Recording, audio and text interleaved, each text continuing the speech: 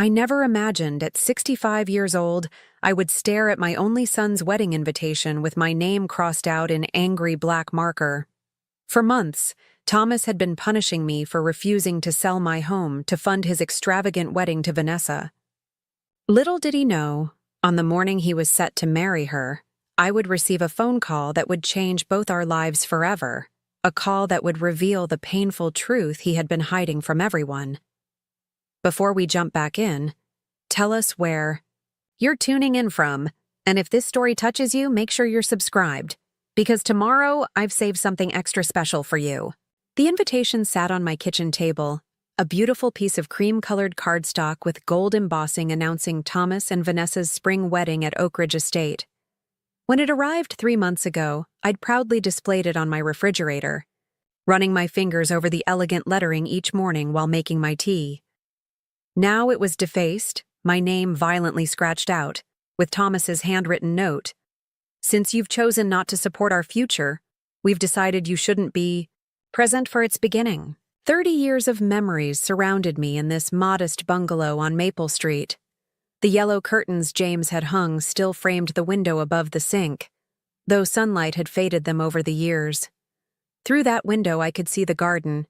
My late husband had started, azaleas in full bloom now, their vibrant colors a stark contrast to the heaviness in my heart. I'd tended that garden alone for 12 years since the heart attack that took James from us far too soon.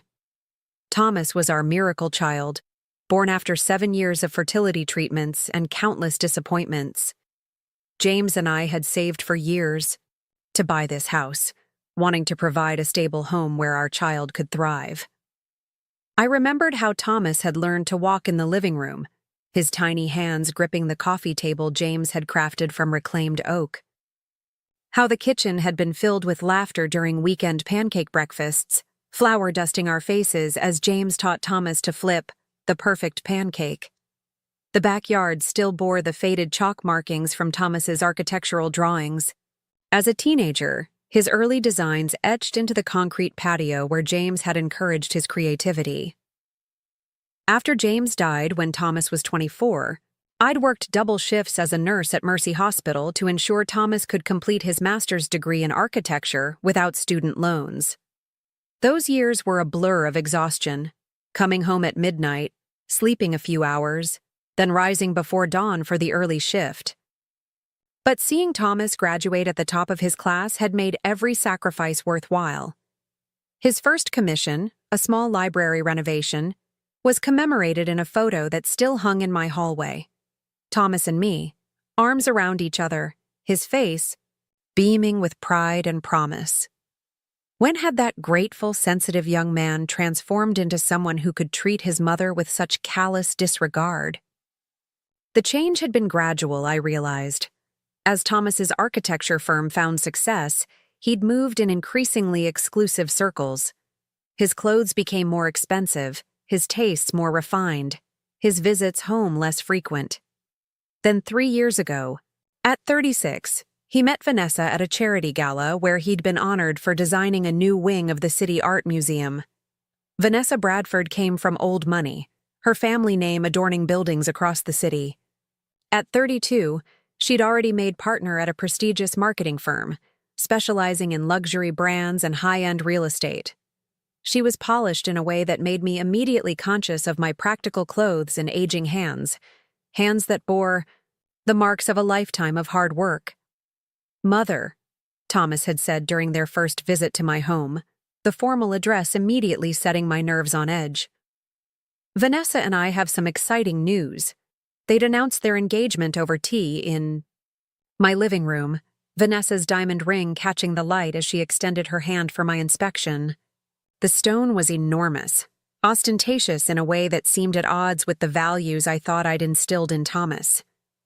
"It's lovely," I'd said, meaning the engagement rather than the ring. "I'm happy for you both." A flash of disappointment had crossed Vanessa's face, as if she'd expected more effusive praise for the jewelry. That should have been my first warning. For months, our relationship progressed cordially if distantly. I was invited to tasteful engagement parties where I felt conspicuously out of place among Vanessa's friends with their designer clothes and practiced laughter. Thomas seemed different in these settings, more reserved with me, more eager to impress Vanessa's parents and their social circle. The breaking point came 6 months ago over dinner at Le Chateau, a restaurant so expensive I'd had to dip into my modest savings just to afford the meal. They'd ordered champagne before dropping their bombshell.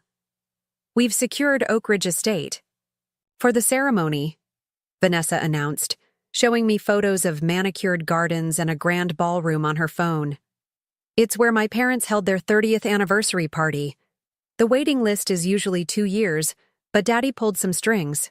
"How wonderful," I'd said, genuinely happy for their excitement, despite the knot forming in my stomach as they detailed plans for a 5-course dinner for 300 guests, custom-designed floral arrangements, and a renowned string quartet. "Mom," Thomas had said, his voice taking on a tone I'd come to recognize when he wanted something significant. "The thing is, with the deposit for Oak Ridge, plus the honeymoon villa in Bali, and the down payment we're saving for the penthouse in Riverside, Towers." "What Thomas is delicately trying to say," Vanessa interrupted, reaching for my hand with perfectly manicured fingers, "is that we need your help to make this happen properly. Your house must be worth at least $450,000 in this market. If you sold it, you could live comfortably at Sunny Pines Senior Living while helping us start our married life the right way." The presumption stunned me into momentary silence. They'd already researched my home's value? Selected a retirement facility without any input from me? "I'm not selling my home," I finally managed, withdrawing my hand from Vanessa's. "This is where James and I built our life, where Thomas grew up. My neighbors are like family." Thomas's face hardened in a way I'd never seen before. "This is exactly why I didn't want to ask her," he said to Vanessa, as if I weren't sitting right there. "She's always been stubborn about the house, even though it's obviously too much for her to maintain alone." "I maintain it just fine," I said, my voice tightening as I thought of the garden I tended daily, the small repairs I'd learned to handle myself after James died. "And I'm not ready for a retirement home." "It's not a home, it's a community," Vanessa corrected, her smile not reaching her eyes. "With activities and people your own age, you'd be much happier there than rattling around in that outdated bungalow by yourself." What followed was a conversation that still made my chest ache to recall. Thomas accused me of selfishness, of holding on to the past at the expense of his future. Vanessa suggested that my reluctance proved I didn't truly care about Thomas's happiness or standing among her family's social circle. "Either you help us start our lives properly," Thomas had finally declared, "or don't expect to be part of that life. Your choice, Mom." They'd left abruptly after that, leaving me to pay the exorbitant bill alone. For weeks, I'd tried to mend the rift, calling, texting, even appearing at Thomas's office only to be turned away by an apologetic receptionist. Then, 3 weeks ago, the defaced invitation had arrived, making the exclusion official. That evening, sitting on my porch swing as sunset painted the sky in watercolor hues of pink and orange, I made a difficult decision. Despite everything, I would attend the wedding. Not to create a scene, but simply to bear witness to my only child's marriage, even if from a distance. I would sit quietly at the back, holding space in my heart for the son I'd raised and still loved unconditionally. Mrs. Peterson waved from next door as she walked her corgi, calling out, "Beautiful evening, Eleanor." Her simple kindness nearly brought me to tears. This was my community, my home. The thought of being uprooted to finance Thomas and Vanessa's extravagance made my heart ache anew. As darkness settled over the neighborhood, I couldn't possibly have known that the morning of Thomas's wedding would bring a phone call that would shatter everything I thought I knew about my son's relationship and the woman he was about to marry. The week before Thomas's wedding passed in a blur of conflicting emotions. Each morning, I awoke with the same hollow ache in my chest, the reality of my exclusion hitting me anew. I would instinctively reach for my phone, hoping against hope to see a message from Thomas. Perhaps an apology, a reconsideration, any sign that he had softened his position. But the screen remained stubbornly blank. I found myself wandering through the house during those days, touching objects that connected me to my son's childhood, the height markings on the kitchen door frame tracking his growth from age 3 to 16, the slightly crooked bookshelf he and James had built together for his 10th birthday, the framed certificate from his first architectural competition win in high school. Each memento told the story of a boy loved deeply and unconditionally, a story that seemed increasingly disconnected from the man who had crossed my name off his wedding invitation. On Wednesday, I ventured into the attic, a space I rarely visited since James's passing. Dust motes danced in the weak light filtering through the small window as I carefully navigated around boxes labeled in James's precise handwriting. Christmas decorations, Thomas's school projects, family photos 1980s. I was searching for something specific, something I hadn't looked at in years. The cedar chest in the corner had been a wedding gift from James's parents. I knelt beside it, my knees protesting the hardwood floor, and lifted the creaking lid. The familiar scent of cedar and lavender sachet enveloped me as I carefully moved aside layers of preserved memories. My wedding dress, now yellowed with age, James's military service medals, baby blankets I couldn't bear to part with after Thomas outgrew them. At the bottom lay what I was seeking, a small leather journal with a worn spine. James had started keeping it the day we learned I was pregnant, with Thomas, recording his thoughts about impending fatherhood and his hopes for our child's future. After James died, I had placed it in the cedar chest, finding it too painful to read but too precious to discard. Now, I carried it downstairs to the sunroom James had built as a surprise for my 50th birthday, settling into the wicker chair where afternoon light created a perfect reading nook. With trembling fingers, I opened the journal, James's familiar handwriting bringing tears to my eyes immediately. April 15th, 1983. We're having a baby. After so many disappointments, it doesn't seem real. The doctor said everything looks good. At 12 weeks. Eleanor was so pale during the appointment, gripping my hand like she might float away if she let go. I'm terrified and exhilarated all at once. What kind of father will I be? Dad was so distant, so critical. I want to be different. I want our child to feel secure in our love, to know they're enough exactly as they are. I turned the pages slowly, tracing James's journey from nervous, expectant father to devoted dad, his pride in Thomas evident in every entry. December 8th, 1983. Thomas James Sullivan arrived at 3:42 this morning. 7 pounds, 4 ounces of absolute perfection. I've never known love like this before. I held him against my chest, this tiny human we created, and promised him the world. June 30th, 1987. Tommy built the most extraordinary tower with his blocks today. He was so frustrated when it kept falling, but he didn't give up, kept trying different approaches until he found one that worked. Eleanor says I'm reading too much into a toddler's play, but I swear there's something special about how his mind works, how he sees structure and space. September 5th, 1991. First day of 2nd grade. Tommy was nervous but trying not to show. Reminds me so much of myself at that age. Sensitive but determined not to let anyone see it. I need to make sure he knows it's okay to feel things deeply, that vulnerability isn't weakness. Eleanor's better at drawing him out than I am. She always knows the right questions to ask. The entries continued throughout Thomas's childhood and adolescence, capturing moments of triumph and struggle. James's unwavering love providing steady witness to our son's evolution. The final entries were written during James's last months, when he knew his time was limited. November 16th, 2011. Tommy graduated with honors today. His architectural models were the highlight of the exhibition. I was so weak I nearly couldn't attend, but I'm glad I pushed through. The pride on Eleanor's face while watching our son, that's an image I want to take with me when the time comes.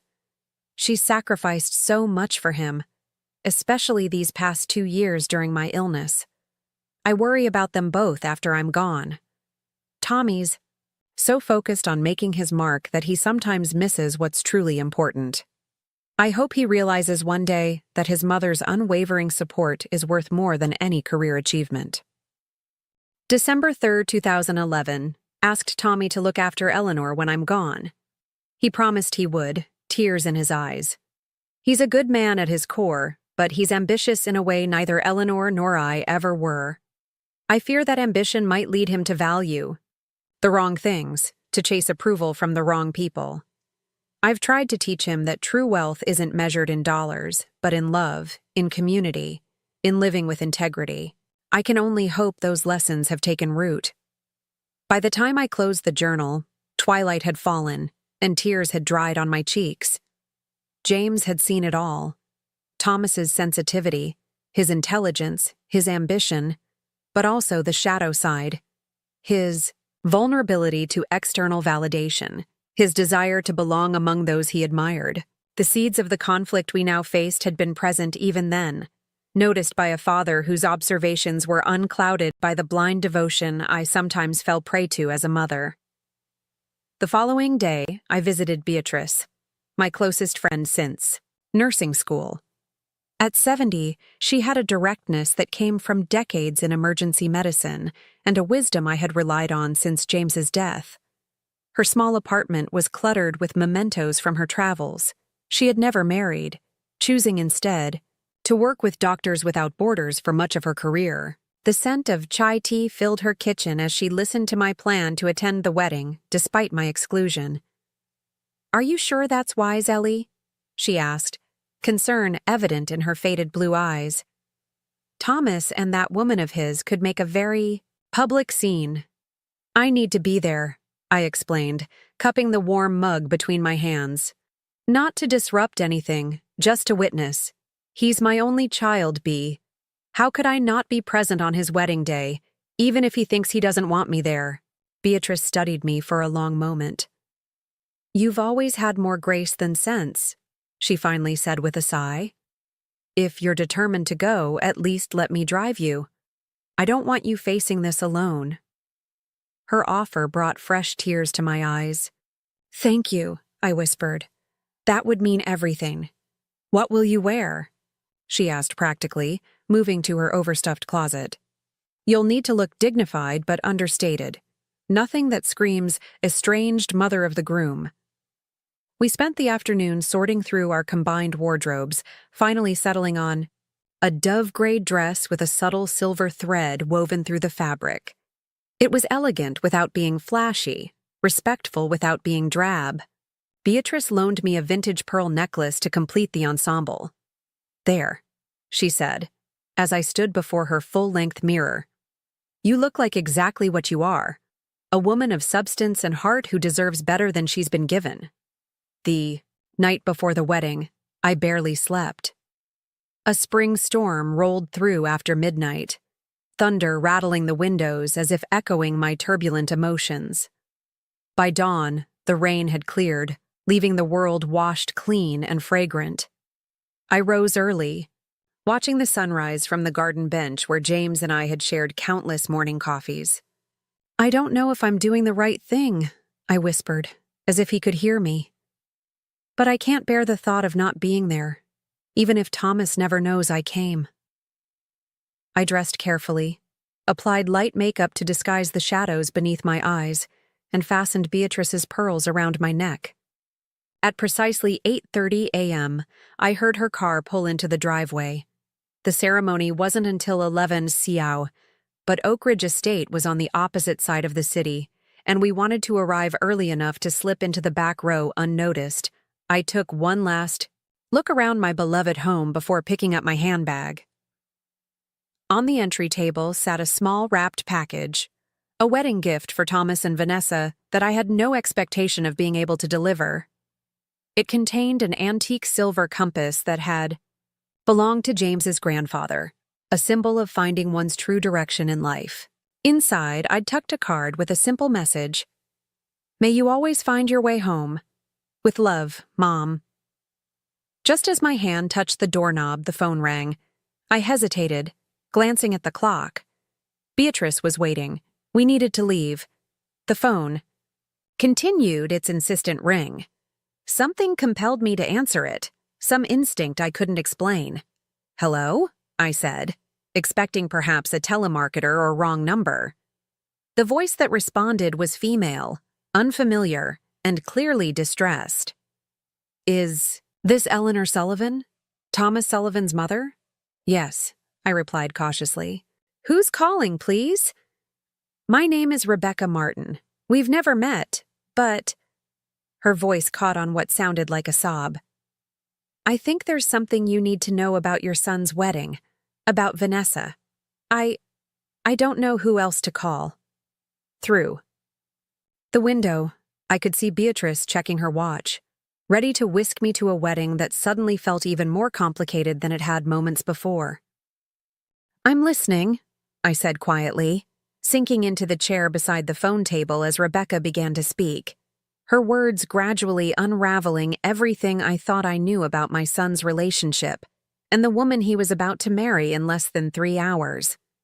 "I'm Vanessa's former roommate," Rebecca explained, her voice trembling slightly. "We shared an apartment for 2 years before she met Thomas. We were close, or at least I thought we were until—" She paused, seeming to gather her courage. Signaled through the window to Beatrice, who nodded and settled back in her car seat, understanding from my gesture that we would be delayed. "Until what?" I prompted gently. "Until I discovered what she was really like," Rebecca continued. "Mrs. Sullivan, I need to ask you something first. Did Thomas or Vanessa ask you to sell your home to help pay for their wedding?" The question landed like a physical blow. How could this stranger know about our private family conflict? "Yes," I admitted, my voice barely audible. "They did." Rebecca's bitter laugh held no humor. "That's her pattern. That's why I had to call you. You're not the first, Mrs. Sullivan. Vanessa has done this before." My hand tightened on the receiver. "Done what exactly?" "Vanessa Bradford has been engaged 3 times in the past 7 years. Rebecca said flatly. Each time she targeted men from successful professional backgrounds but with limited family wealth, men whose parents owned property or had retirement savings. Each time she orchestrated a scenario where the parents were pressured to liquidate assets to fund an extravagant wedding. I sank deeper into the chair, my mind racing. "Are you saying she's some kind of con artist?" "I'm saying she's calculated," Rebecca clarified. "The first time I thought it was coincidence. Her fiancé Michael's parents sold their vacation cabin to pay for a wedding at the St. Regis. The engagement ended mysteriously 2 weeks before the ceremony, after the non-refundable deposits were paid, and the parents had already sold their property. And the second time, I barely managed to ask. Daniel's mother took out a reverse mortgage on her home to fund their Plaza Hotel wedding. Same story. Engagement broken off just before the ceremony, but not before Vanessa had access to several accounts they'd opened together." Rebecca paused before continuing. "In both cases, she walked away with substantial cash and gifts, while the families were left devastated financially and emotionally. My heart was pounding so hard I could feel it in my temples. If this is true, why hasn't anyone reported her? Pressed charges? Pride, embarrassment, and legally it's complicated. She never technically stole anything. The men gave her access willingly. The parents willingly sold their properties or took out loans. And Vanessa always creates situations where she appears to be the wronged party when she ends the engagements."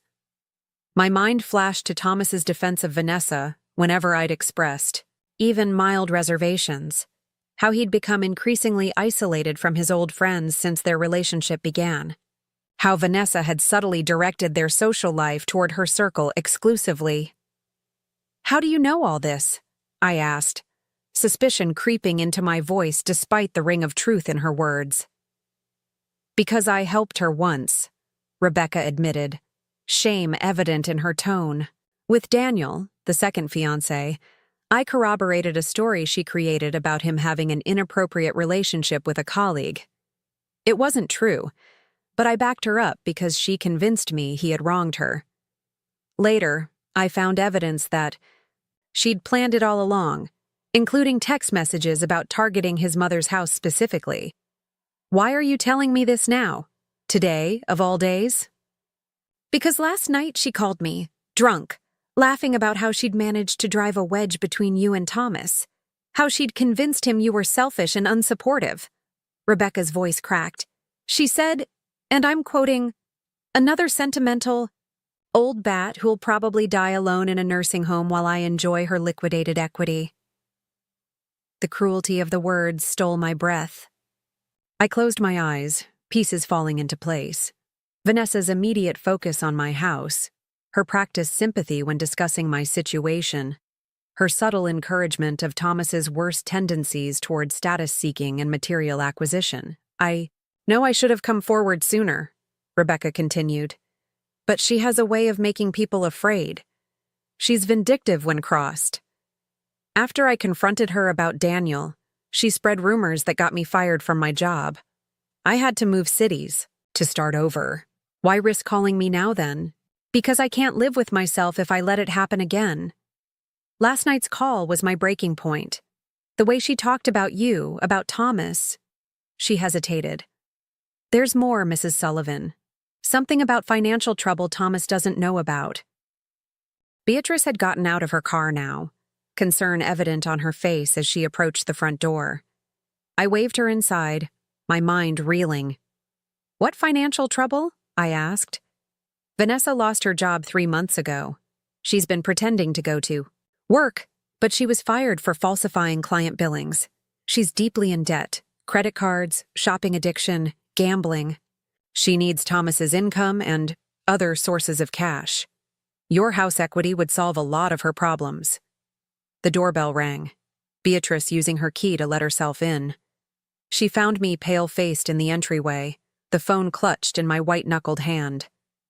"Ellie, what's wrong?" she whispered, taking in my shocked expression. "Mrs. Sullivan, are you still there?" Rebecca asked through the phone. "Yes," I managed. "Do you have proof of any of this? Thomas won't believe me without evidence. He's very much in love with her." Even as I said the words, I wondered if what Thomas felt was actually love, or if he too had been manipulated into a simulacrum of it. I have screenshots of text conversations, copies of the previous wedding contracts, photos of the properties her other fiancé's parents sold, and a recording of last night's call. She paused. "I started recording our conversations after what happened with Daniel, for my own protection." I glanced at the clock. 9:45 a.m. The ceremony was scheduled for 11. "Can you send these to me immediately? By email?" "Already done." I sent everything to the address listed in the alumni directory from your nursing school. "I hope it's current." I confirmed the address, then asked the question weighing heaviest on my heart. Why target Thomas? Why my son specifically? Rebecca's sigh carried years of regret. Vanessa researches potential marks carefully. She looks for men who are professionally successful but not independently wealthy. Men who are close to their parents, especially if those parents own property free and clear. Men who might be a bit insecure socially, eager to impress. And, I'm sorry to say this, men who might be somewhat estranged from one parent, creating vulnerability she can exploit. The description fit Thomas with painful accuracy. After James died, Thomas had thrown himself into work, using professional success to process his grief. His social circle had narrowed as he focused on his career. And while we had remained close, there had always been a distance, his guilt over being absent during much of his father's illness, his discomfort with my simpler lifestyle as his own tastes grew more expensive. "Thomas lost his father 12 years ago," I said softly. "It was difficult for him. I'm truly sorry, Mrs. Sullivan, for everything." Rebecca sounded genuinely remorseful. "I should have spoken up sooner." "You're speaking now," I replied, surprising myself with the steadiness in my voice. "That's what matters." After arranging to stay in contact, I hung up and turned to face a bewildered Beatrice. In quick, concise sentences, I explained what I'd learned. "My God," Beatrice breathed when I finished. "What are you going to do?" I glanced at the clock again. Nearly 10:01 now. Check my email first, then decide. My ancient desktop computer took what felt like eternity to boot up. When I finally accessed my email, Rebecca's message waited with multiple attachments. Beatrice and I huddled together, scanning through damning text messages, financial documents, and photographs of properties that had indeed been sold to finance. Weddings that never happened. Most disturbing was the audio file, Vanessa's voice, slurred but unmistakable, laughing about her manipulation of Thomas and her plans for my house proceeds. The casual cruelty with which she discussed my son, referring to him as easily managed and conveniently estranged from Mommy, made my stomach turn. "We need to get this to Thomas," Beatrice said urgently. "Right now, before he makes the biggest mistake of his life." I nodded, gathering the pages I'd hastily printed. "But he won't take my calls. He's blocked my number." Beatrice considered this for a moment. "What about his best man? Andrew, isn't it? The one who went to college with him?" "Andy," I corrected, hope flickering. "They've been friends since freshman year. Thomas hasn't spoken much about him lately, but Vanessa wouldn't have been able to completely isolate Thomas from his oldest friend," Beatrice finished. "Not someone in the wedding party. Do you have his number?" I did, somewhere in my address book.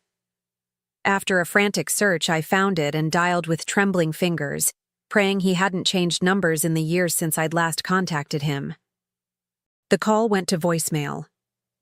I left a brief, urgent message asking him to call me back immediately about Thomas.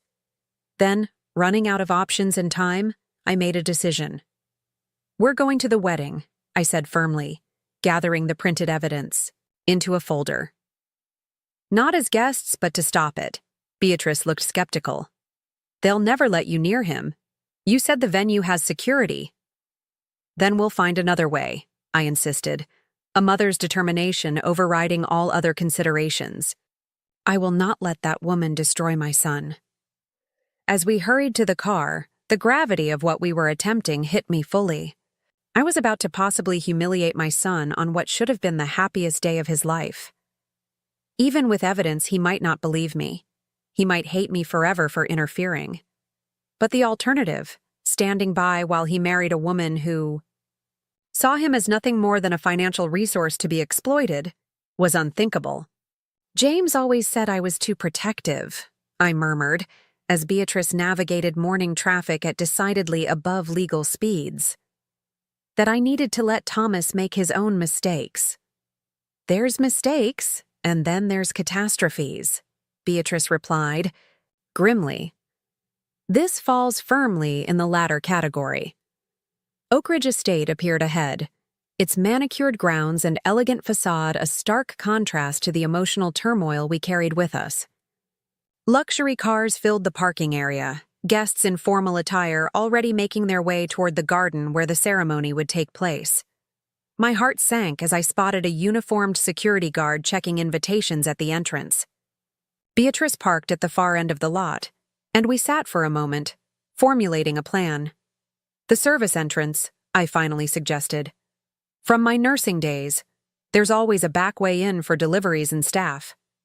Beatrice nodded approvingly. "Now, you're thinking like the Ellie I trained with in the ER. Let's go." We made our way around the perimeter of the property, trying to look purposeful rather than suspicious in our formal wear. Behind the main building, we found what we were seeking, a utilitarian entrance where catering staff bustled in and out, carrying trays and equipment. "Follow my lead," Beatrice whispered, smoothing her dress and adopting the imperious expression she'd perfected during decades of managing hospital departments. She approached a harried-looking young man in catering attire. "Excuse me, we're looking for the groom's suite immediately. Ms. Bradford sent us with an urgent message for Mr. Sullivan." The young man barely glanced at us, too busy balancing about a tray of champagne flutes. "Second floor, east wing, but they're moving to the ceremony site in like 5 minutes, so hurry." We slipped inside, navigating the controlled chaos of a high-end wedding in its final preparation stages. Following signs, we located the stairs and ascended quickly, the folder of evidence clutched tightly in my hands. The hallway on the second floor was quiet compared to the activity below, the thick carpet muffling our footsteps as we searched.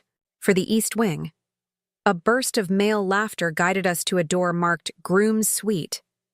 I hesitated, suddenly paralyzed by doubt. What if he doesn't believe me? I whispered to Beatrice.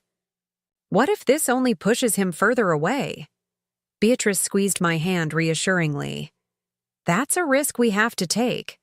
Truth is still truth, Ellie, even when it's painful, especially when it's painful. I took a deep breath and knocked firmly on the door. The door swung open to reveal Andy, handsome in his tuxedo, but looking somehow diminished from the exuberant young man who used to spend holidays at our dinner table. His eyes widened in shock at the sight of me. "Mrs. Sullivan?" he gasped, stepping into the hallway and pulling the door nearly closed behind him. "What are you doing here?" "Thomas said you weren't—" "Andy, please," I interrupted, desperation making my voice quiver. "I need to speak with my son immediately. It's urgent." He glanced nervously over his shoulder. "This isn't a good time. We're heading down for the ceremony in a few minutes, and Thomas is already stressed about—" "It's about Vanessa," I said bluntly. "She's not who he thinks she is. I have evidence he needs to see before he makes a terrible mistake." Something flickered across Andy's face, a shadow of doubt that told me he might not be entirely surprised by my words. "Andy?" Thomas's voice called from within. "Who's at the door?" Before Andy could respond, the door pulled fully open and my son stood before me. The sight of him, so handsome in his tuxedo, so like his father, nearly took my breath away. For a moment, he simply stared, disbelief etched across his features. "Mom?" The word emerged half-whispered, as if he might be hallucinating. Then his expression hardened. "What are you doing here? I made it clear you weren't welcome." The coldness in his voice cut deep, but Rebecca's revelations gave me courage. "Thomas, please. Just 5 minutes. There's something you need to know before the ceremony." "I don't need to know anything except that you've chosen your house over my happiness," he snapped. "I can't believe you'd show up here to cause a scene on my wedding day." "I'm not here to cause a scene," I said, struggling to keep my voice steady. "I'm here because I love you too much to stay silent." Beatrice stepped forward. "Thomas, your mother received some very disturbing information this morning. Information about Vanessa that you need to hear." Thomas's face flushed with anger. "So, you brought reinforcements to ambush me? This is exactly why I didn't want you here. You've never given Vanessa a fair chance. You've been against her from the beginning because she sees through your manipulative—" "Thomas." "James Sullivan," I interrupted, my mother's tone cutting through his tirade. "I have never lied to you, and I'm not starting now. Please, 5 minutes. If you still want to go through with the wedding afterward, I'll leave quietly. You'll never have to see me again." Something in my words, perhaps the painful sincerity of that final promise, gave him pause. He glanced at his watch, then at Andy, who gave a small nod. 5 minutes, Thomas conceded icily. "In here." He gestured to a small sitting room across the hall, separate from the groomsmen gathered in the suite. Once inside with the door closed, I wasted no time. "Vanessa has been engaged 3 times before," I began, opening the folder of evidence. Each time, she targeted men whose parents had significant assets but limited cash flow. Each time, she manipulated the situation to pressure the parents into liquidating property or taking out loans to finance extravagant weddings. And each time, she broke off the engagement just before the ceremony, but not before securing access to joint accounts and assets. Thomas stared at me as if I'd started speaking in tongues. That's ridiculous. That's completely insane. I wish it were, I said softly, handing him the printouts Rebecca had sent. These are text messages between Vanessa and her former roommate, Rebecca. This one specifically mentions targeting your mother's cute little house as far back as your third date. His hands shook slightly as he scanned the messages, disbelief warring with the evidence before him. These could be fake. Anyone could create screenshots. Listen to this then, Beatrice said, producing my phone and playing the recording of Vanessa's drunken call from the previous night. Vanessa's distinctive voice filled the small room. Another sentimental old bat who'll probably die alone in a nursing home while I enjoy her liquidated equity. Thomas is even easier to manage than Daniel was, so desperate for approval, so conveniently estranged from Mommy. The color drained from Thomas's face as the recording continued, Vanessa laughingly describing how she planned to access his accounts after the wedding, how she needed the money from my house to cover a few financial hiccups her fiancé knew nothing about. When the recording ended, the silence in the room was absolute. Thomas sat heavily on a small settee, the papers trembling in his hands. "There's more," I said gently. "Financial records showing she was fired from her firm 3 months ago for falsifying client billings. Credit card statements showing over $200,000 in debt. Documentation of the previous weddings that never happened, and the properties her former fiancé's parents sold to finance them." Thomas stared at the evidence, his expression shifting from disbelief to confusion to a dawning horror that broke my heart to witness. "She said she was promoted," he murmured, almost to himself. "She's been going to work every day. She shows me emails from her clients." His voice trailed off as he reached the falsified employment records. "She's been lying to you, sweetheart," I said softly, using the endearment I hadn't dared speak in months. About her job, about her past, about her intentions. Thomas looked up at me, and in that moment, I saw my little boy again, vulnerable, hurt, needing his mother's comfort. "Why?" he asked simply. "Why me?" I sat beside him, careful not to touch him yet, sensing he was too fragile for physical comfort. "Rebecca says Vanessa researches potential targets carefully. Men who are professionally successful but not independently wealthy. Men close to their parents, especially if those parents own property outright. Men who might be socially insecure, in some way, eager to please and impress. And men with some estrangement from a parent," Beatrice added gently, creating a vulnerability she could exploit. Thomas flinched at that, his gaze dropping to his hands.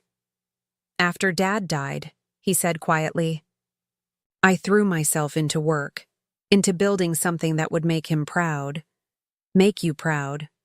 "Oh, Thomas," I breathed, my heart breaking. "Your father was already proud of you. So am I. Not for what you've achieved professionally, but for who you are." "Who am I?" he asked bitterly, gesturing to his tuxedo, the opulent surroundings.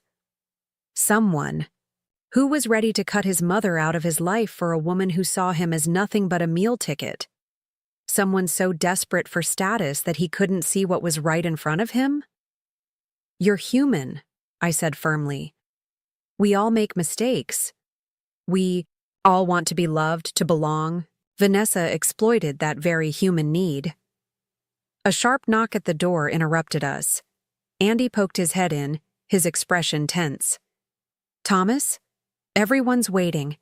The officiant says we need to start in 5 minutes or we'll lose our time slot for the garden ceremony."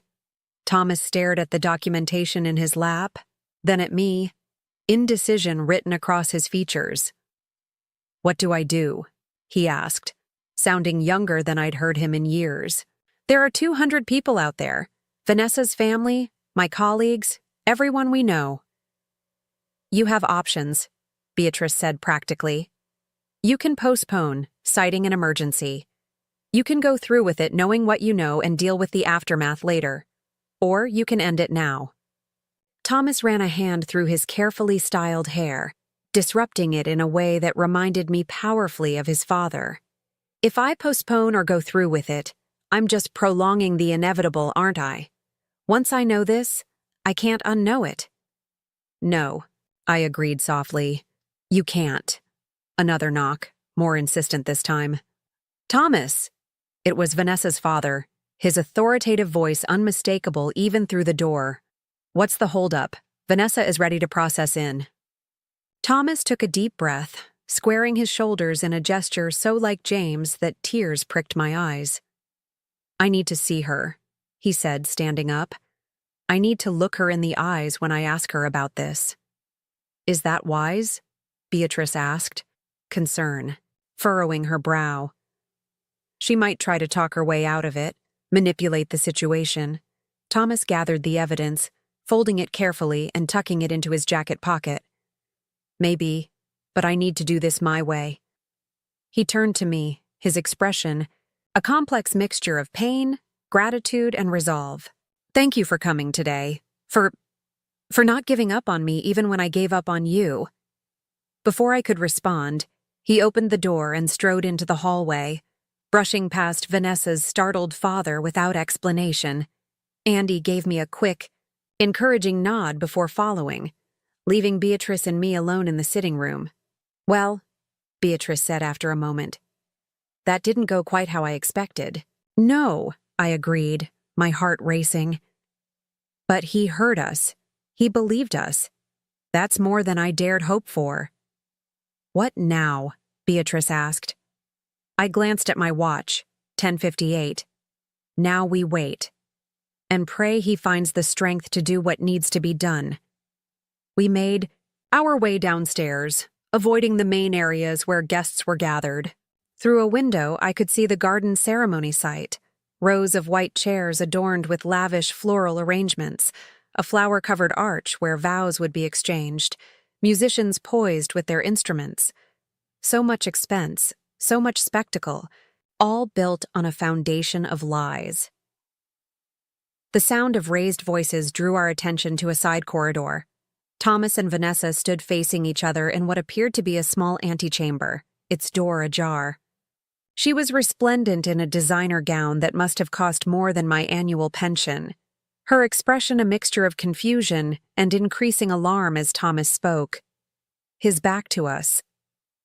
Beatrice and I couldn't hear the words, but we could see Vanessa's face transform.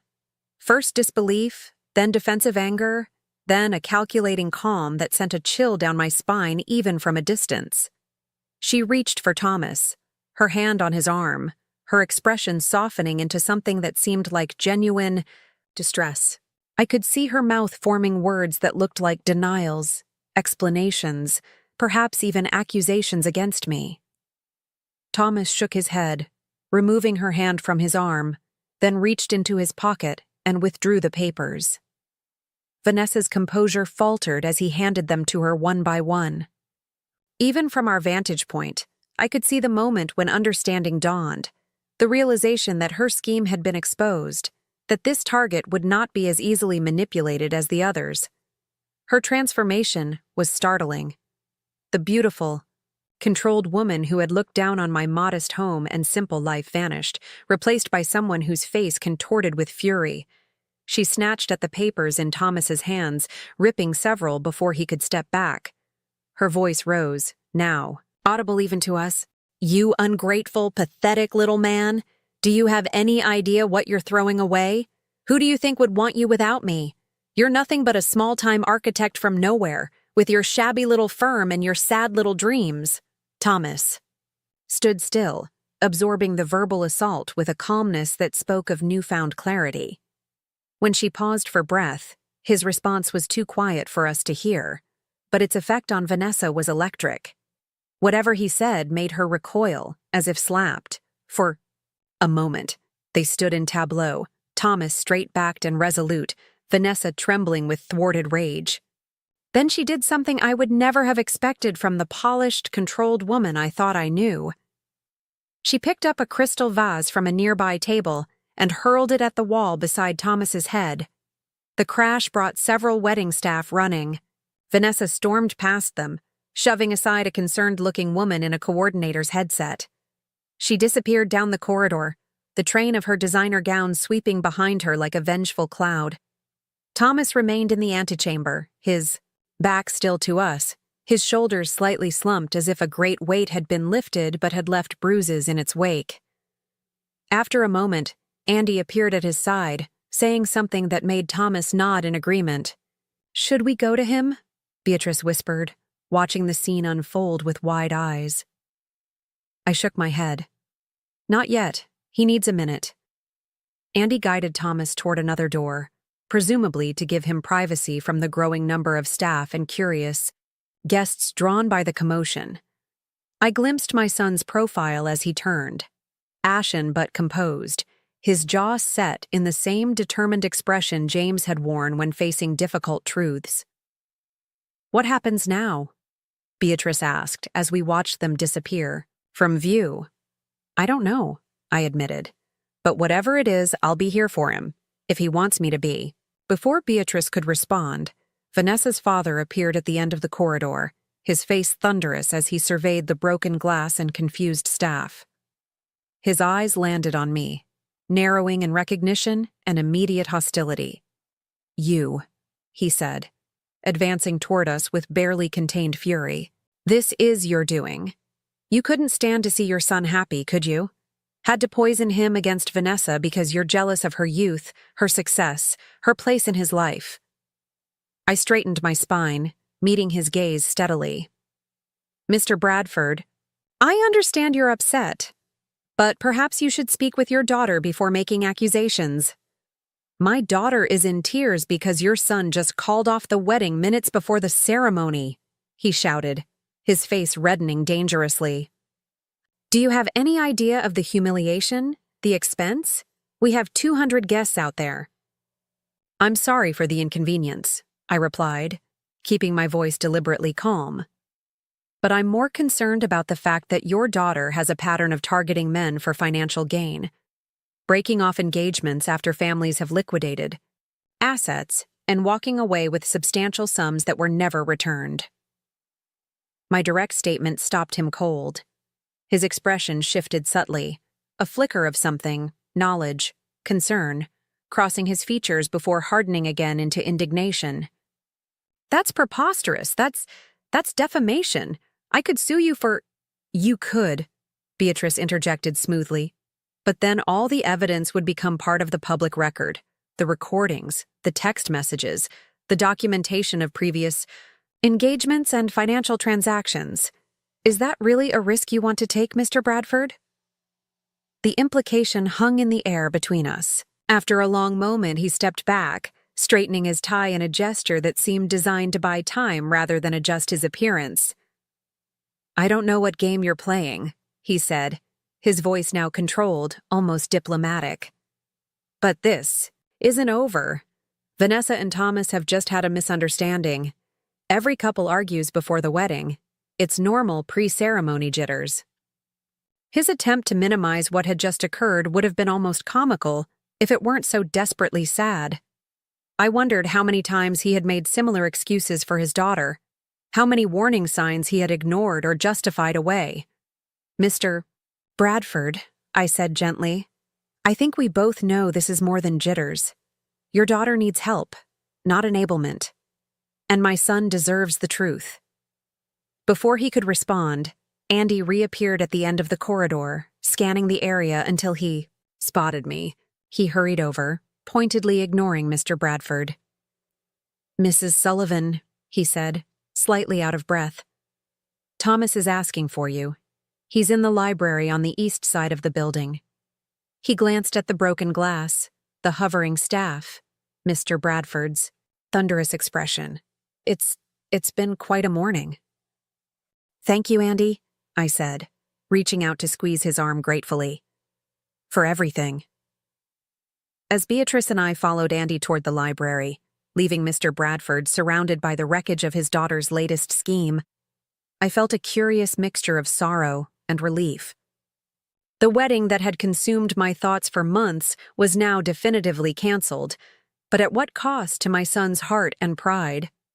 Thomas had avoided a disastrous marriage, but now faced the humiliation of explaining to 200 guests why there would be no ceremony.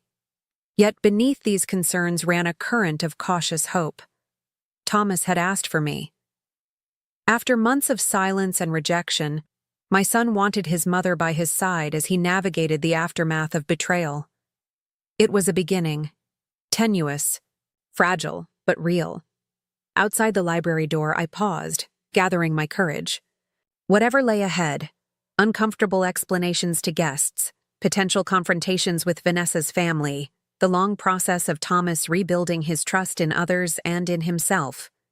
We would face it together. Ready? Beatrice asked softly. I nodded, straightening the pearl necklace she had loaned me just hours earlier, in another lifetime when I had planned only to witness my son's wedding from a distance.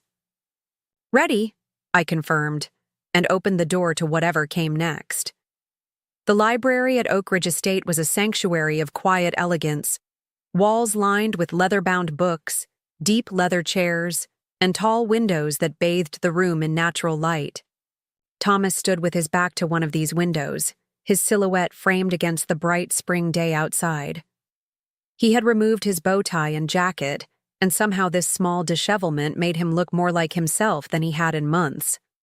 When he turned at the sound of the door opening, I saw the evidence of tears on his face. Without thinking, I opened my arms, and he crossed the room in 3 long strides to embrace me. For a moment, we simply held each other, the first physical contact we'd had since the argument that had severed our relationship 6 months ago. I'm so sorry, Mom, he whispered, his voice rough with emotion. I said terrible things to you. Unforgivable things. There's nothing my son could do that I wouldn't forgive, I replied, stroking his hair as I had when he was a little boy frightened by thunderstorms. Nothing. He pulled back, wiping his eyes with the heel of his hand in a gesture so reminiscent of his childhood that my heart constricted. How did you know? About Vanessa? I explained about Rebecca's call, watching Thomas's expression shift between disbelief, anger, and painful acceptance as I recounted the details of Vanessa's past schemes. 200 people, he said finally, shaking his head in dismay. 200 people out there waiting for a wedding that's not going to happen. Colleagues, clients, friends. They'll understand, Beatrice offered from where she'd settled quietly in one of the library chairs. Better an uncomfortable explanation than a disastrous marriage. Thomas managed a weak smile. Voice of reason as always, Bea. Someone has to be with you Sullivans and your dramatic tendencies, she replied affectionately. Andy knocked and entered with a tray bearing a silver coffee service. Thought we could all use this, he said, setting it down on a mahogany side table. Figured it'd be better than the champagne they keep trying to bring in.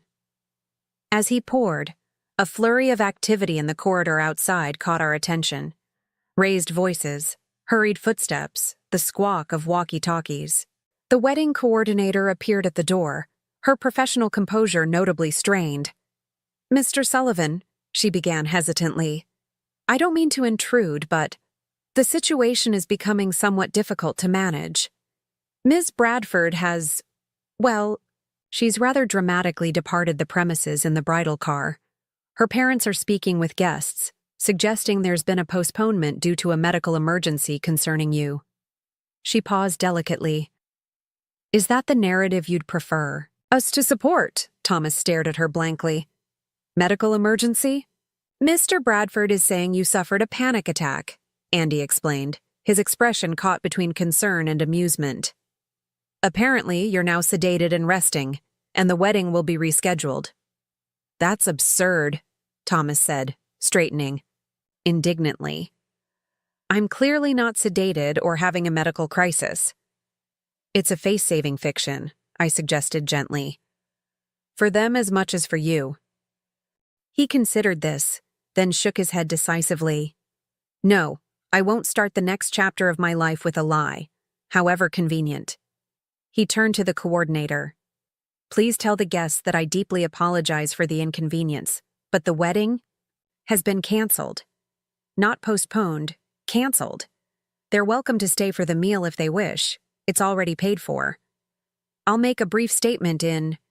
He glanced at his watch. 15 minutes, in the main hall. The coordinator nodded, clearly relieved to have clear directions. Very good, sir. I'll arrange it immediately. After she left, Thomas sank into a chair, cradling his coffee cup as if it might anchor him. I don't even know what to say to them. Truth, I said simply. Not all the painful details, but the essential truth. That you've learned things about your relationship that make marriage impossible. He nodded slowly. And afterward? What then? I can't go back to my apartment. Vanessa has a key, and half her belongings are there. You'll come home with me, I said without hesitation. For as long as you need. Home, he repeated, a world of meaning in the single syllable. I wasn't sure I still had one, after everything I said. You will always have a home with me, Thomas. Always. The next 15 minutes passed in quiet preparation. Thomas drafted brief remarks on the library stationery while I helped him restore some order to his appearance, straightening his collar, and smoothing his hair as I had done before countless school pictures and job interviews. Andy left to find the rest of the groomsmen and explain the situation. Beatrice stepped out to call a locksmith friend who agreed to meet us at Thomas's apartment later to change the locks, a precaution that seemed prudent given Vanessa's volatile reaction. When it was time, Thomas squared his shoulders and led us from the library to the main hall where the reception would have been held. The space was filled with confused guests in formal attire, their murmured conversations creating a nervous hum that fell silent as Thomas appeared. He walked to the center of the room, his posture straight and dignified despite the obvious strain in his face. I remained at the back with Beatrice, proud beyond words of my son's courage. Ladies and gentlemen, friends and colleagues, Thomas began, his architect's voice carrying clearly through the hushed space. I want to first thank you all for coming today, and then apologize sincerely for the unprecedented situation. There will be no wedding ceremony today. After receiving important information this morning, I've made the difficult but necessary decision to end my relationship with Vanessa. A murmur rippled through the crowd. Thomas raised a hand to quiet it. I won't be sharing the specific details out of respect for privacy, both mine and Vanessa's. What I will say is that I discovered fundamental incompatibilities and breaches of trust that make a marriage between us impossible. He paused, drawing a deep breath. The staff will be serving the reception meal for anyone who wishes to stay. Please consider it my appreciation for your understanding during this awkward situation. For those who prefer to leave, I completely understand and apologize again for the inconvenience. He finished with remarkable composure, though I could see the cost in the tightness around his eyes. As he stepped back, a ripple of supportive applause spread through the room. Initiated, I noticed with a surge of gratitude, by Andy and the other groomsmen. Several guests approached Thomas with handshakes and supportive words, while others discreetly made their exits. Vanessa's parents were notably absent, having apparently departed with or shortly after their daughter. It was nearly 2 hours later, when we finally left Oak Ridge Estate. Thomas had insisted on personally thanking the staff and vendors who had managed the chaotic situation with professionalism. He had spoken briefly with each departing guest, accepted their well wishes with grace, and endured their curiosity with dignity. By the time we reached the parking lot, exhaustion was evident in every line of his body. He slid into the back seat of Beatrice's car without protest, leaning his head against the window as we drove away from what should have been the venue of his wedding day. "Are you holding up all right?"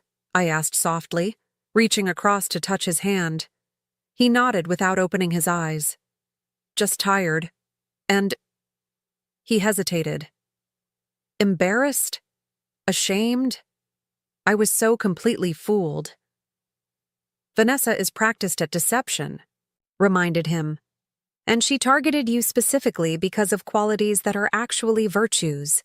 Your generosity, your desire to care for others, your capacity for love and trust. I wasn't very generous or loving to you, he said, finally looking at me. I chose her over you without hesitation.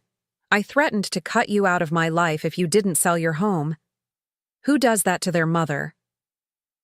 Someone who was being masterfully manipulated, Beatrice interjected from the driver's seat. I've seen it before with my patients, Thomas. Predatory people isolate their targets from anyone who might see through the facade. They create false choices, us versus them scenarios. It's not your fault. It feels like my fault, he said quietly. I should have seen through it. Should have questioned why she was so fixated on your house, Mom. Should have noticed how she subtly undermined my relationship with you from the beginning. Hindsight offers clarity none of us have in the moment, I said. What matters now is moving forward. The remainder of the drive passed in contemplative silence. As familiar streets replaced the highway, I felt Thomas relax slightly beside me. When we turned onto Maple Street, he sat up straighter, looking at the neighborhood with new eyes, or perhaps with old ones, rediscovering the quiet beauty of the street where he had grown up. Mrs. Peterson was in her front yard as we pulled into my driveway. She waved, then did a double take at the sight of Thomas emerging from the car in his wedding attire minus jacket and tie. Isn't today? She began, confusion evident in her voice. A very long story for another time, Helen, Beatrice called cheerfully. Thomas will be staying with Eleanor for a while. Perhaps you could bring over some of that excellent banana bread tomorrow? Mrs. Peterson, bless her heart, picked up on Dao. The cue immediately. Of course. I'd be delighted. Welcome home, Thomas. We've missed seeing you around here. Inside the house, Thomas stood in the entryway, looking around as if seeing it for the first time. His gaze lingered on the height markings on the kitchen doorframe, the family photos on the wall, the slightly crooked bookshelf he and his father had built together. It's exactly the same, he murmured. After everything that's happened, after how horribly I behaved, you didn't change a thing. Why would I asked simply. This is our home. Your father's and mine and yours too. Always. He disappeared upstairs to change out of his wedding clothes and shower away the emotional residue of the day.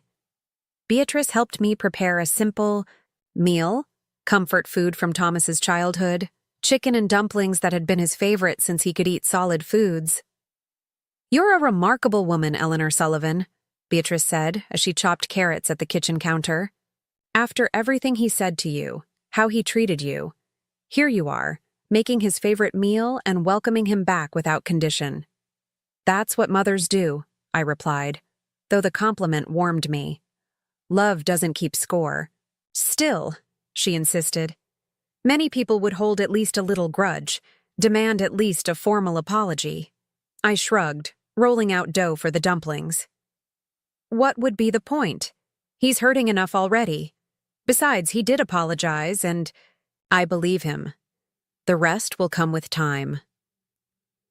Later that evening, after Beatrice had gone home and Thomas and I had shared a quiet meal, we sat together on the back porch swing.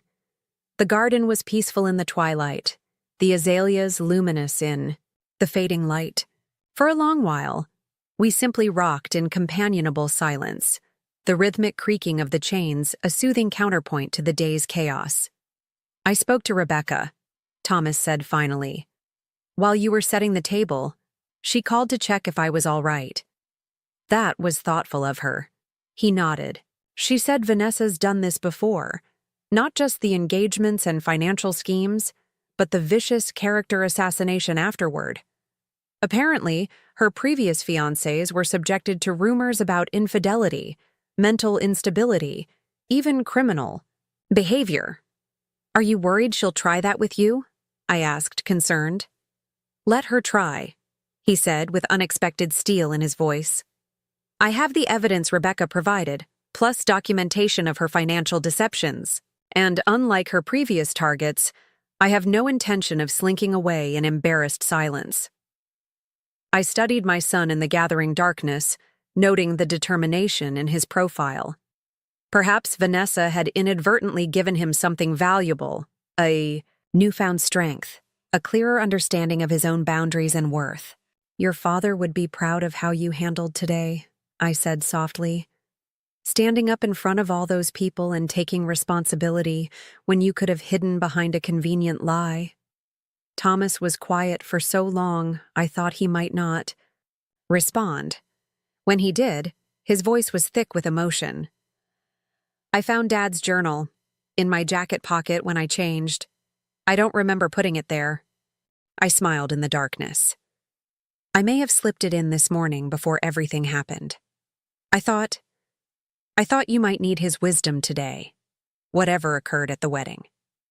I did, Thomas admitted. I read his last entry while you were cooking. The one where he worried about my ambition, about whether I'd recognize what truly matters in life. He reached for my hand in the darkness. I think I'm finally starting to understand what he meant, what you both tried to teach me. And what's that? I asked, squeezing his fingers gently. That a life built on appearances is no life at all. That true wealth isn't measured in square footage or status symbols, but in relationships that sustain you. He glanced around at the modest garden, the small porch, the humble home behind us. In having somewhere and someone to come home to when everything falls apart. I blinked back tears, resting my head against his shoulder as we continued to rock gently in the darkness. The future remained uncertain. Thomas would need to rebuild his life, reclaim his apartment, possibly face professional and social fallout from the canceled wedding. There would be difficult days ahead. But here, in this moment, we had already found something precious in the wreckage of what might have been, a second chance at the relationship Vanessa had nearly destroyed. A journey home for a son who had lost his way. The phone call that had changed everything this morning had done more than save Thomas from a disastrous marriage. It had restored a mother and son to each other, a reunion far more meaningful than any wedding could have been. As the first stars appeared in the darkening sky, I made a silent promise to myself and to James's memory.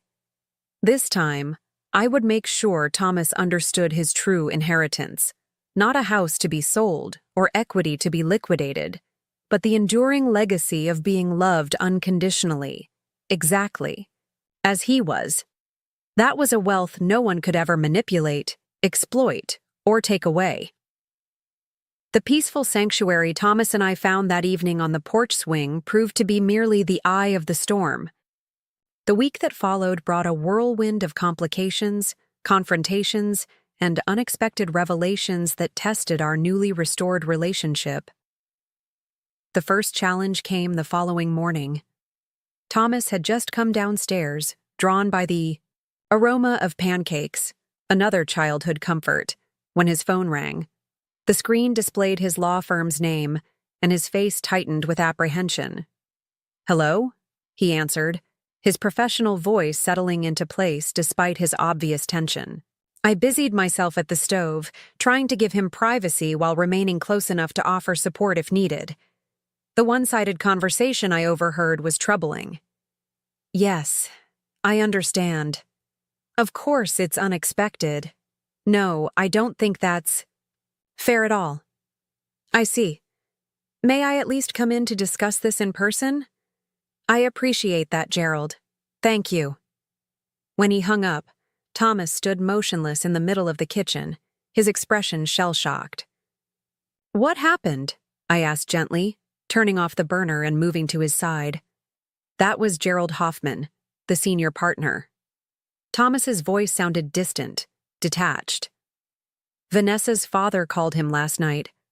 Apparently, the Bradford family is one of the firm's most significant clients, something Vanessa never mentioned to me. My stomach tightened with foreboding. What did they say? They're requesting that I take a leave of absence until, and I quote, this unfortunate personal situation resolves itself. The bitterness in his laugh held no humor. In other words, I'm being sidelined until the Bradfords decide whether they're pulling their business. I guided him to a chair, setting a mug of coffee before him. Can they do that? It seems deeply unfair.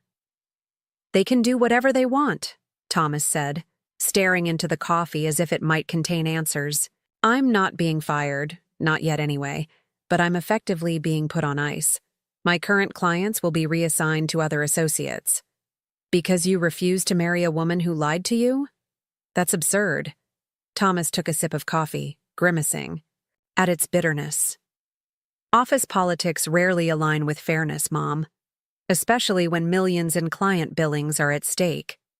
Watching his shoulders slump under this new blow, my protective instincts surged. You need legal advice of your own. This feels like retaliation. From a legal perspective, they're within their rights, but Gerald at least agreed to meet with me tomorrow. He attempted a weak smile. Maybe I can salvage something from the professional wreckage Vanessa's left behind. That afternoon, while Thomas went to his apartment with Andy and the locksmith to secure his home and retrieve essential belongings, I received an unexpected visitor.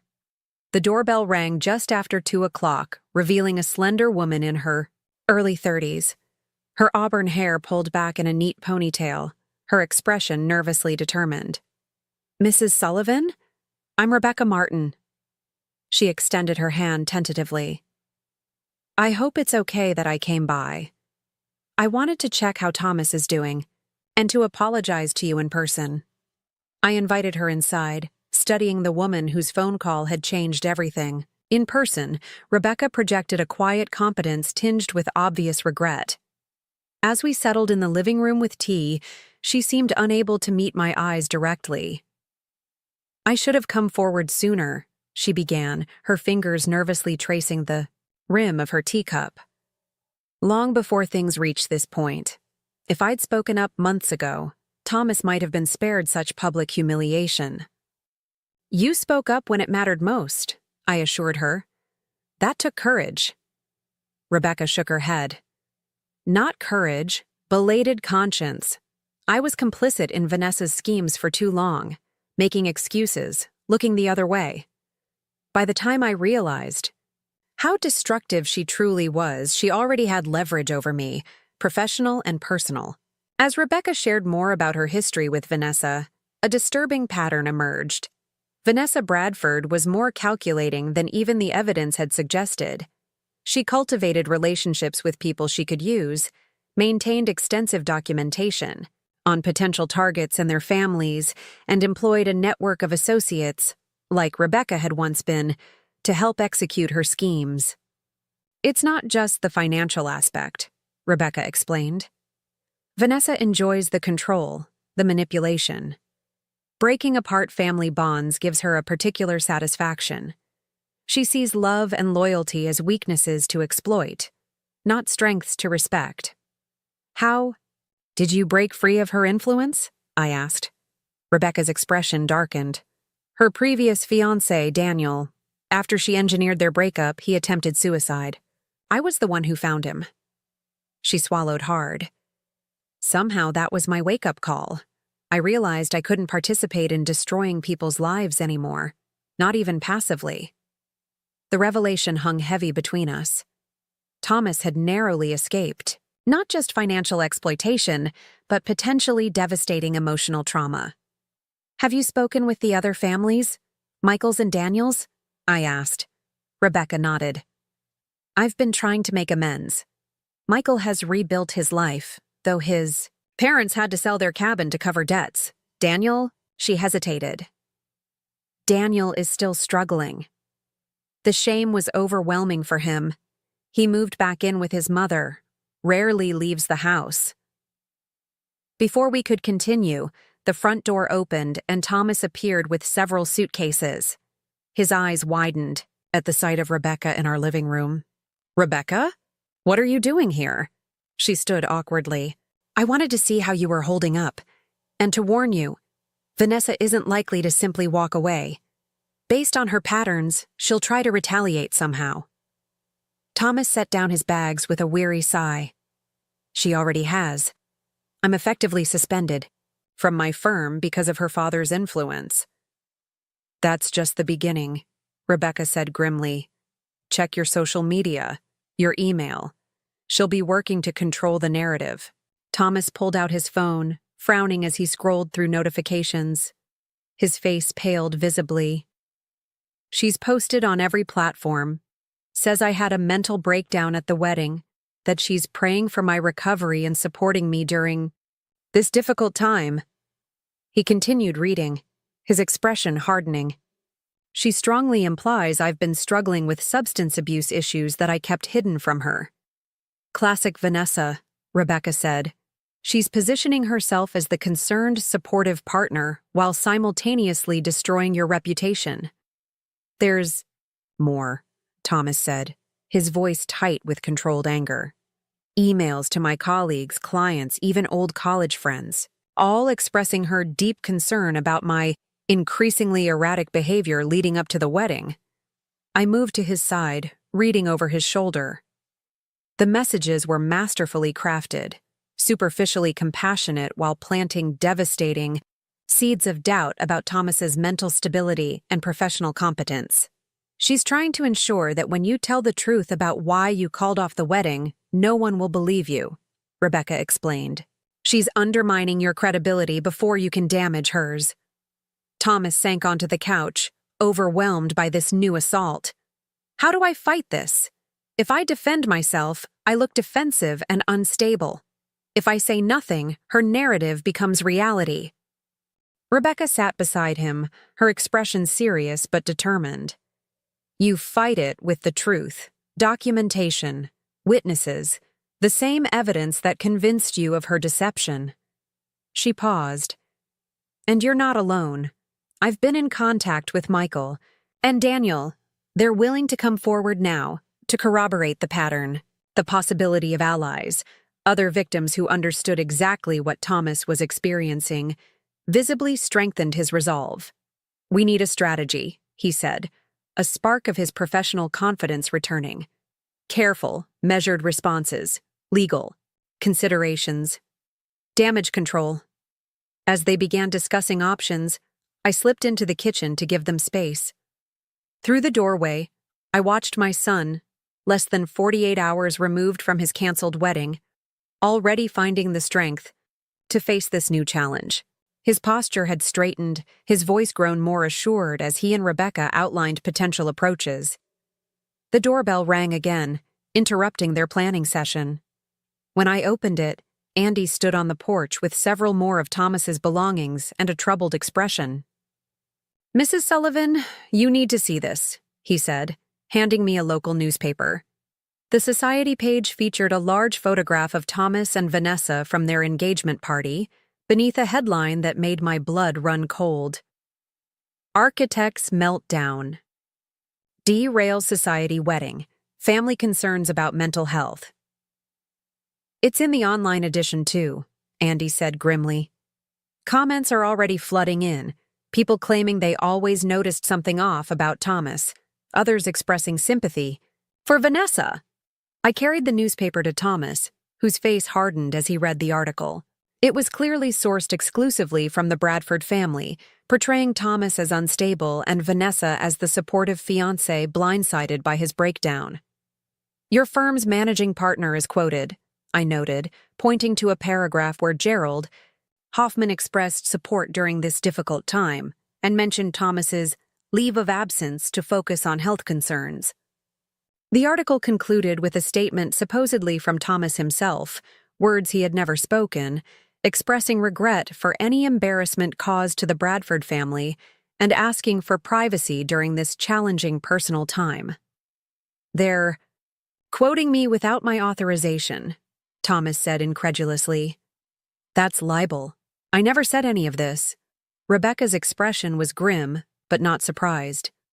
Vanessa likely convinced the reporter she had your permission. She's done this before, spoken for her ex-fiancés in the press, controlled the public narrative, Thomas stood up, pacing the living room with renewed energy. This ends now.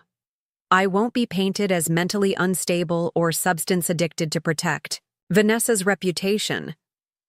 What are you going to do? I asked, both concerned and proud of his determination. He turned to Rebecca. You said Michael and Daniel would be willing to come forward to share their experiences? She nodded. They're ready. They've been waiting for someone who would stand up to her publicly. Then we counter with the truth. Not just my truth, our collective truth. His eyes held a steel I hadn't seen since James was alive. No more victims staying silent out of shame while she targets someone new. As evening approached, our modest living room transformed into an impromptu war room. Andy brought his laptop and media connections from his PR job. Beatrice arrived with dinner and her practical perspective. Rebecca coordinated video calls with Michael and Daniel, who joined our planning session remotely. Two men whose lives had been upended by the same woman who had nearly destroyed Thomas's. Watching these strangers unite around my son, I felt a complex mixture of emotions: gratitude for their support, rage at what Vanessa had done to all of them, and profound pride in Thomas's refusal to be silenced or shamed. When the planning finally wound down after midnight, our kitchen table was covered with notes, timelines, and strategy documents. Thomas had drafted a public statement with Andy's help, scheduled meetings with his firm's partners, and coordinated with Michael and Daniel to release simultaneous accounts of Vanessa's pattern of behavior. It's going to get worse before it gets better, Rebecca warned as everyone prepared to leave. Vanessa will escalate when she realizes you're fighting back. Thomas nodded, exhaustion evident in his face but determination undiminished. Let her. I'm done being manipulated, by her or by fear of what people might think. After our guests departed and we were alone again, Thomas helped me clear away the dinner dishes, moving through the familiar kitchen with the ease of muscle memory. I'm sorry this has all landed in your home, he said quietly. I never meant to bring such chaos into your life. I rinsed a plate, choosing my words carefully. Do you remember what your father always said about storms? A faint smile touched Thomas's lips. That it's not about avoiding them, but about having a safe harbor to return to when they hit. Exactly. I squeezed his hand, still damp from the dishwater. That's what home is, Thomas. Not just a building, though I'm certainly glad I didn't sell it now, but a place where you're loved unconditionally, especially during the storms. Later, as I prepared for bed, I heard Thomas in the guest room, now his temporary room, speaking quietly on the phone. His voice drifted through the hallway, resolute and clear. I understand your concerns, Gerald, but I won't participate in a fiction about my mental health to protect Vanessa Bradford's reputation or her family's business. No, I'm not being vindictive. Yes, I have documentation of everything I'm alleging. I appreciate the firm's difficult position, but my professional reputation is at stake. I'll see you tomorrow at 9. As his call ended, I silently thanked Rebecca for her courage in making that fateful phone call on the wedding day. Without her intervention, Thomas might now be married to a woman who saw him as nothing more than a means to an end, another conquest in a pattern of calculated exploitation. TT. Road ahead would be difficult. Vanessa's smear campaign was gaining traction. The Bradford family's influence extended through social and professional circles Thomas relied on. His career hung in precarious balance. Yet somehow, watching my son face these challenges with newfound clarity and resolve, I felt more hopeful than I had in months. Thomas had rediscovered something essential about himself in the crucible of this painful experience. A strength of character, a commitment to truth, a recognition of what truly mattered. As I drifted toward sleep, I realized that in trying to destroy him, Vanessa may have inadvertently helped Thomas become more fully himself than he had been in years, reconnected to his values, his true friends, his family, and perhaps most importantly, his own voice. Tomorrow would bring new battles. But tonight, my son was home, standing in his truth. And that was victory enough for now. 6 months after the wedding that wasn't, autumn painted my garden in amber and gold as Thomas and I shared morning coffee on the porch swing. Sometimes it feels like another lifetime, Thomas remarked. Other times, like yesterday. So much had changed. After Vanessa's smear campaign cost him his job, Thomas had redirected his architectural skills toward affordable housing projects. The work paid less but fulfilled him in ways his previous career never had. Rebecca now led a support group for victims of relationship fraud. Vanessa had left the city after her father's firm came under investigation. "Mom, we got it." Thomas burst through the door that afternoon, waving approval documents for his community housing project. Full funding, immediate timeline approval. That weekend, our backyard filled with people who'd helped Thomas rebuild. Rebecca, Michael, Daniel, Andy, Beatrice, and Emma, the urban planner whose friendship with Thomas was cautiously blossoming into something more. Raising his glass as golden light filtered through changing leaves, Thomas offered a toast. To unexpected journeys, to the phone calls that change everything, and most of all, to the people who remind us who we really are when we've forgotten. The wedding he'd been excluded from never happened. Instead, something far more meaningful had emerged from its ashes. A journey of reconnection, redemption, and renewal. Up next, you've got 2 more standout stories right on your screen. If this one hit the mark, you won't want to pass these up. Just click and check them out. And don't forget to subscribe and turn on the notification bell so you don't miss any upload from us.